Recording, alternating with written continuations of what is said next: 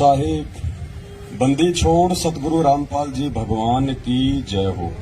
परम पिता परमात्मा सारी सृष्टि के रचनहार कुल मालिक असंख्य ब्रह्मांडों के स्वामी जगत गुरु तीनों लोकों में प्रवेश करके सबका भरण पोषण करने वाले संत शिरोमणि सतगुरु रामपाल जी परमेश्वर जी के चरण कमल में हम सभी सत्सेवक भाई बहनों का कोटि कोटि दंडवत प्रणाम। आप सभी भाई बहनों का सुबह का नित्य नियम हो गया? सबका हो गया क्या? कोई है जिसका नहीं हुआ नित्य नियम? सबका हो गया। अब देखो, सबसे पहले उठते ही हमने क्या करना है अपने आध्यात्मिक जीवन में। साथ संगति में आए हो तो कुछ सीख के जाना, अपने परिवार को सिखाना, जो भगत भाई बहन आपके संपर्क में आते हैं उनको सिखाना यदि उनको नहीं पता है तो। चाहे वो 10 साल पुराना भगत हो, चाहे वो 20 साल पुराना भगत हो, चाहे आपका कोई कोऑर्डिनेटर हो, चाहे नामदान संचालक हो। अगर आप कभी उनके संपर्क में आते हो, आपको यदि कभी उनके घर पे जाने का मौका मिले या कभी वो आपके घर पे आवे, तो हमने देखना है कि वो अपनी क्या आध्यात्मिक क्रियाएं करते हैं। अगर कोई भाई सही तरीके से अपने आध्यात्मिक क्रिया नहीं कर रहा है तो हमारा फर्ज बनता है उसको समझाने का। सबसे पहले हमने अपने परमपिता परमात्मा ने हमें जो नित्य नियम दिया है, जिसकी जैसी भी व्यवस्था है, वैसे तो मालिक का रूल है, ये नियम है, सूर्य उदय होने से पहले पहले नित्य नियम समाप्त हो जाना चाहिए।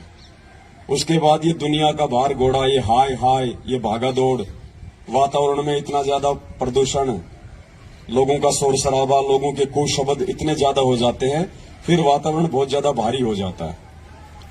आप देखते हैं ये कार लोग की भक्ति में फिक्स 5 बजे लोगों के घंटे बज जाते हैं, फिक्स 5 बजे। ये तो पूर्ण परमात्मा की भक्ति है, ये तो पूरा नियम और विधिवत होनी चाहिए। समय परमात्मा ने हमें बताया हुआ ना, तीनों समय की आरती का। तीनों समय की जो आरती है इनको संध्या आरती कहते हैं। संध्या आरती केवल शाम शाम की आरती को नहीं कहते। परमात्मा ने कहा कि जो सुबह का नित्य नियम है ये भी जो है मतलब संध्या आरती है। दोपहर का असुर निकंदन रमैणी है, वो भी संध्या आरती है, और शाम की भी संध्या आरती है। संध्या का मतलब परमात्मा ने बताया 2 समय का जब मिलन होता है उस समय जो आरती होती है उसको संध्या आरती कहते हैं। तो सुबह की आरती का जो समय है, सतलोक आश्रम बरवाड़ा में फिक्स सुबह 5 बजे आरती शुरू हो जाती थी। यानी 5 बजे वो समय है जिस समय रात का समय जा रहा होता है और सुबह का समय आ रहा होता है। वो संध्या हो गई, वो मिलन हो गया 2 समय का, उसको संध्या आरती कहते हैं। वास्तविक तो रूल है ये। बाकी परमात्मा ने, ठीक है, अभी लोग धीरे धीरे भक्ति की सीढ़ियां आगे चढ़ेंगे, तो मालिक को पता है कि लोग एकदम से ये काल इतनी भक्ति नहीं करने देगा, इसलिए परमात्मा ने दिन के 12 बजे तक का टाइम दिया है। किनको? जिनकी अभी आदत सुधरी नहीं है, या जो लोग भक्ति में भी थोड़ा बहुत आलस्य करते हैं, या कोई किसी कारण से, मान लीजिए किसी की नाइट ड्यूटी है, कोई 5 बजे छूटता है, कोई 4 बजे छूटता है, तो वो आते नहीं कर पाता आरती। इसलिए परमात्मा ने अभी हमारे को शुरुआत में 12 बजे तक का टाइम दिया है। बाकी दिन के 12 बजे आरती नहीं होती, आप सबको पता है। आरती अपने टाइम पे हो जानी चाहिए, और ये हमारा प्रथम कर्म होना चाहिए, हमारे जीवन का प्रथम कर्म। तो सुबह सुबह केवल हमें आरती परमात्मा की। उसके बाद में जो दूसरी चीज का नंबर आता है वो है परमात्मा का चरणामृत। आप में से कितने भगत भाई बहन हैं जो सुबह उठते ही चाय दूध या नाश्ते से पहले चरणामृत लेते हैं? झूठ मत बोलना, ये परमात्मा का दरबार है। कितने भगत भाई बहन हैं?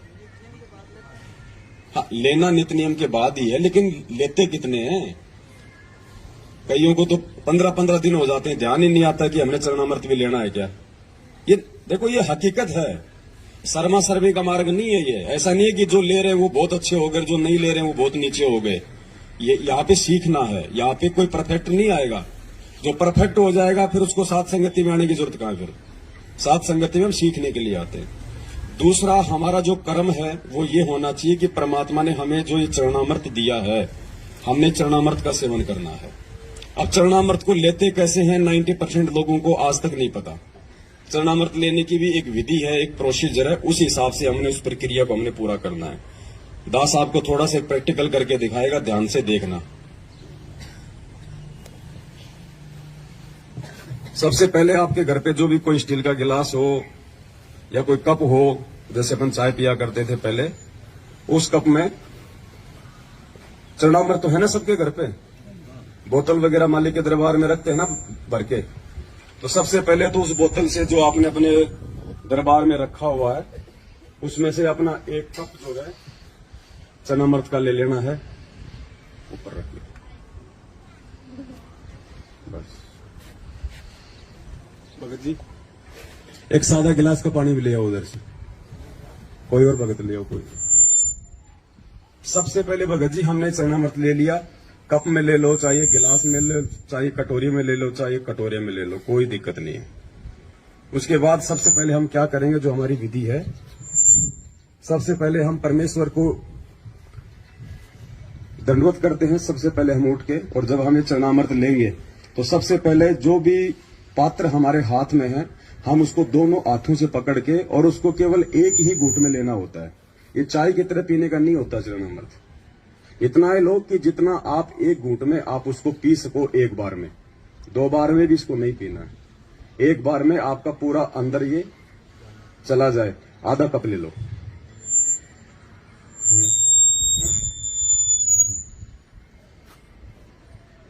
उसके बाद में सादा जल लो, थोड़ा सा इसमें डालो और इसको साफ करना है।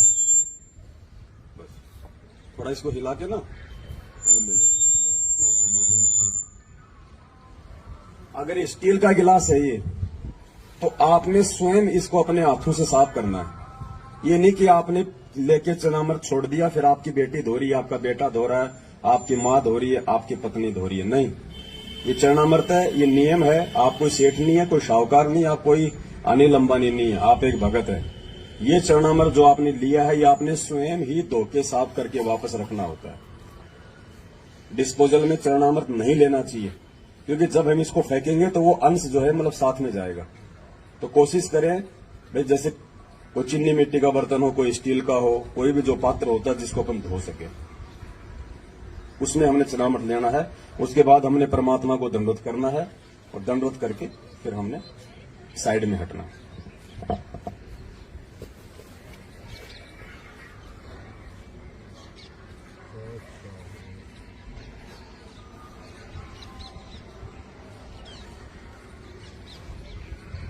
और ये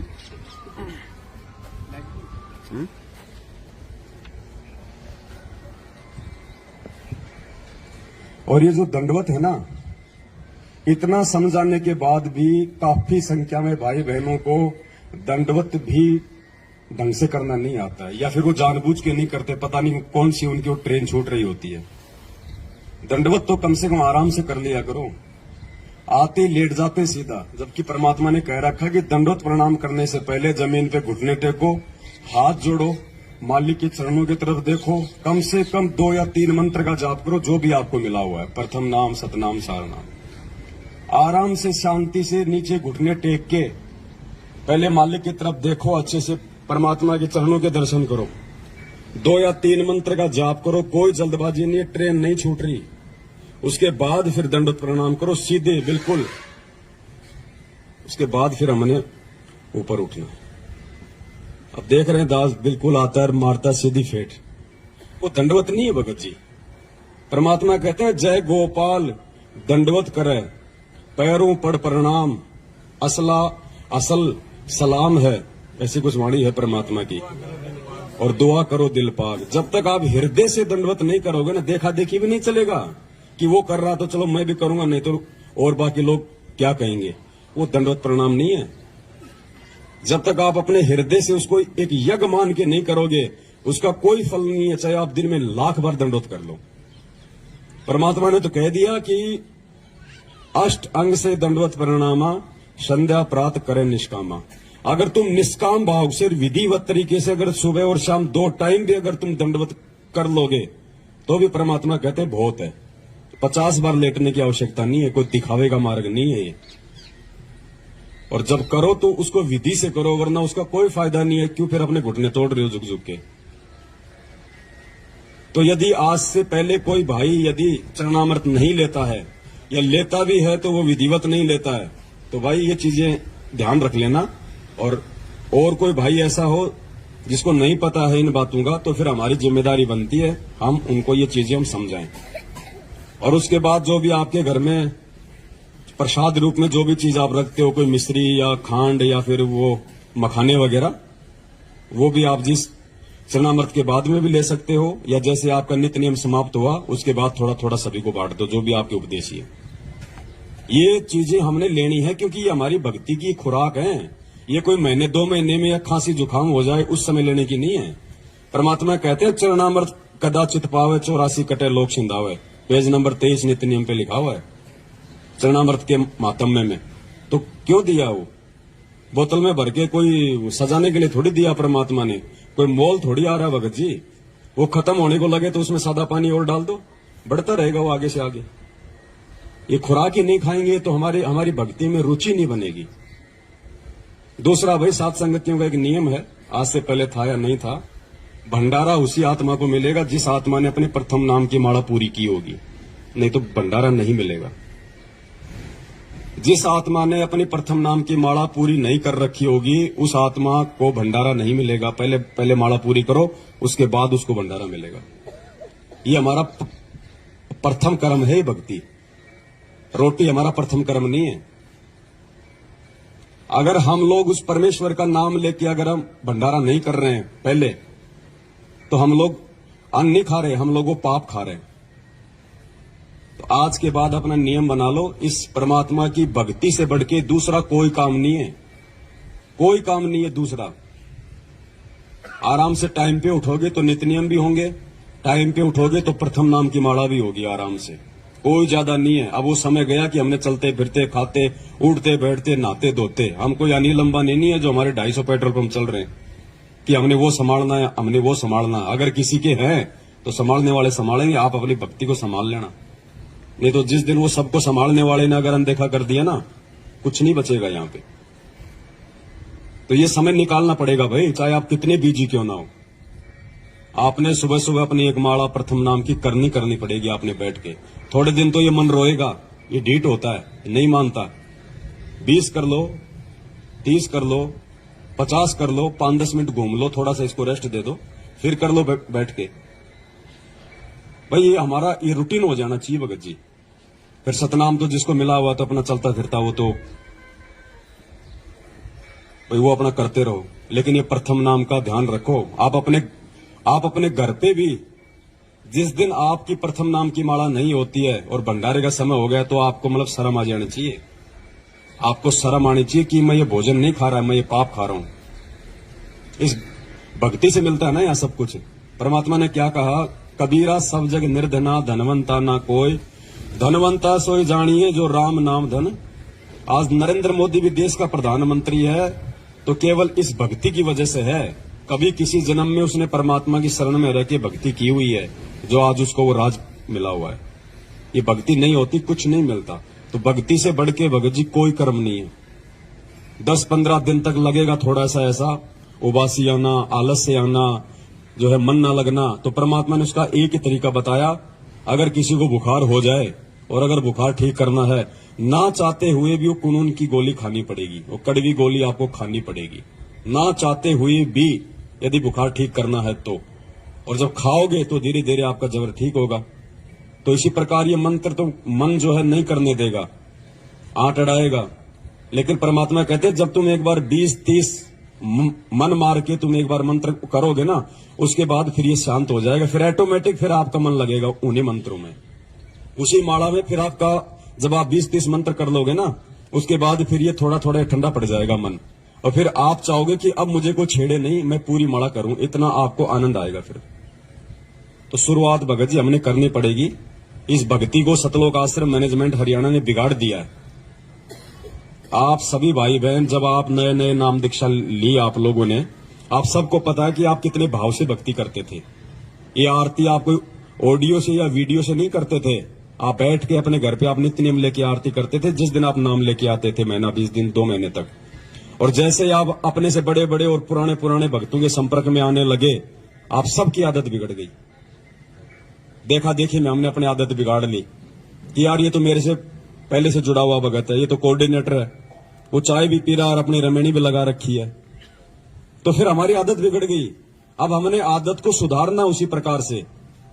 और आदत नहीं सुधरेगी तो देखो ऐसे साथ संगतियों में आने से ऐसे भी बात नहीं बनेगी।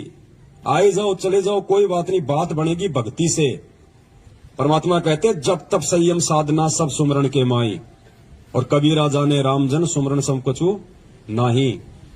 सुमरण यानी भक्ति, जिसमें आरती मंत्र अपने नियम मर्यादा ये सब आ जाते हैं।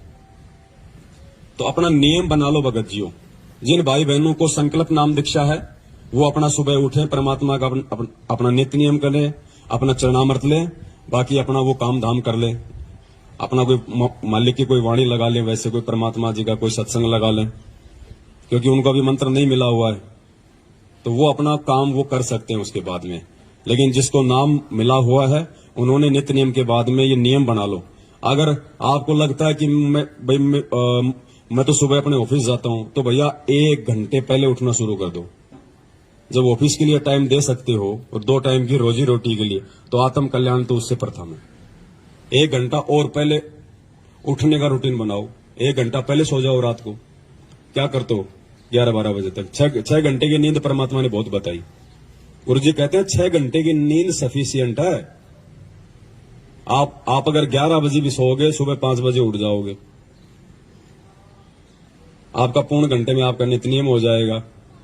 20-25 मिनट में आपके प्रथम नाम की माला हो जाएगी। फिर क्या करोगे उसके बाद? और सुबह सुबह जिस आदमी का नित्य नियम और ये प्रथम मंत्र, जिस आदमी का नित्य नियम और प्रथम मंत्र टाइम पे हो जाता है, उसका सारा जीवन बिल्कुल, उसका सारा दिन बिल्कुल सही निकलता है। उसको टेंशन नहीं रहती फिर। और जिसके मंत्र नहीं होते ना, उसके दिमाग में वजन सा रहता है कि यार माला नहीं हुई, माला नहीं हुई, माला नहीं हुई। वजन सा रहता है उसके दिमाग में। वो कभी 5 कर रहा है, कभी वो 10 कर रहा है, भार सा रहता है। आत्मा को शांति नहीं मिलती, क्योंकि आत्मा की खुराक तो ये भक्ति है ना भाई। हमारा शरीर है, हम टाइम टू टाइम इसको भोजन देते हैं नहीं देते हैं। अभी चाय दूध पानी नहीं आ रहा तो सबके अंदर ये चल रहा है कि यार कुछ आए नहीं, कुछ आए नहीं। क्यों? क्योंकि हमने मन को आदत डाल दी, और मन की खुराक वो ही है। तो भाई आत्मा की भी तो कोई खुराक बताई परमात्मा ने, भक्ति। आत्मा की कोई शुद्धि नहीं है, चाहे 3 दिन मंत्र मत करो, हमें कोई फर्क ही नहीं पड़ रहा है। इसका मतलब क्या है? इसका मतलब होता है कि हम नाम से दूर है, हमारा कनेक्शन आउट है। अगर मंत्र करने की इच्छा नहीं हो रही है, नित्य नियम करने की इच्छा नहीं हो रही है, तो कहीं न कहीं आपका जो कनेक्शन है वो टूटने की तरफ है। उसका तरीका यही है, परमात्मा से दंडवत करके समय याचना मांग के कि परमात्मा सद्बुद्धि दो। आज से पहले जाने अनजाने में जो हुआ सो हुआ, मालिक आज से पहले हमें नहीं पता था, लेकिन आगे अब हम ध्यान रखेंगे। साध संगतियों में आओ तो भगत जी पूरे भगत बन जाओ। अब हर प्रकार से, हर क्रिया के आधार से भक्ति को ज्यादा महत्व देना हमने। अगर भक्ति को महत्व देंगे तो हमारे काम धंधे को परमात्मा ऑटोमेटिक महत्व दे देगा। हमारी सोच से, हमारी समझ से, हमारे 3-2-5 करने से हमारा धंधा भी ठीक ठाक नहीं चलेगा। ध्यान रखियो, ये धंधा भी परमात्मा की भक्ति से ही चलेगा। मालिक ने कहा कि भाई तुम 3 दिन के लिए आते हो तुम इस सत्संग में, तो 3 दिन के लिए तुम लोग जीवित मर जाओ। तुम छोड़ दो पीछे तुम्हारा क्या धंधा है क्या नहीं है। जो बिगड़ता है उसको बिगड़ने दो। अगर बिगड़ भी गया तो जाके संभाल लेंगे, और अगर परमानेंट अगर टिकट कट गई तो कौन संभालेगा उसको? और फिर गुरुजी ने कहा कि जो भगवान के लिए 2 कदम आगे बढ़ते हैं, परमात्मा उनके काम बनाता है, बिगाड़ता नहीं है। तो ये विश्वास ऐसे हमारे अंदर धीरे धीरे भक्ति को लेके होगा पैदा। तो पहले हम मैनेजमेंट की कुसंगति में पड़ के, और हम लोगों ने अपनी बनी बनाई भक्ति को बिगाड़ लिया। अब हम साथ संगति में आके, सुसंगति में आके, अब हम अपनी उन्हीं क्रियाओं को वापस ठीक करेंगे तो परमात्मा हमारे नजदीक आएगा। और नजदीक आ गया परमात्मा तो फिर कमी किस चीज की रहेगी भाई? तो आज से पहले जो आदमी जैसे भी अपनी क्रिया, जो भगत भाई बहन जो भी कर रहा था, अब परमात्मा की दया से अपनी क्रियाओं को मालिक को दंडोत करके हमने सुचारू करना है, ठीक करना। भगत जी आरती का टाइम अपना बिल्कुल जैसे 12 बजे तो हमारे को ध्यान होना चाहिए। कर लो 12 से 2 के बीच में आरती, परमात्मा दया करें। दास भी आज के बाद में प्रयास करेगा 12 से 2 के बीच में अपने दोपहर की आरती हो जाए, शाम की संध्या आरती अपना सूर्य अस्त होते हो जाए।